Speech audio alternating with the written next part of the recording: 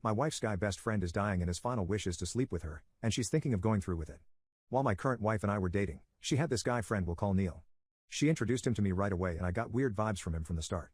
He says he used to have a crush on my wife when they were in middle school, but over time he said he got over it. His actions showed otherwise though, as he used to go out on lunch dates alone with her twice a month or so.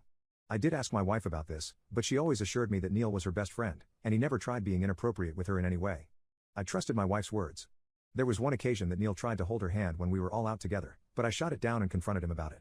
This alone made me seriously suspect that Neil was into her, at least slightly, regardless of what my now wife had to say. As my wife and I's relationship progressed and we started talking about marriage, Neil's own relationship he'd fallen apart, and he was leaning pretty heavily on my wife for support.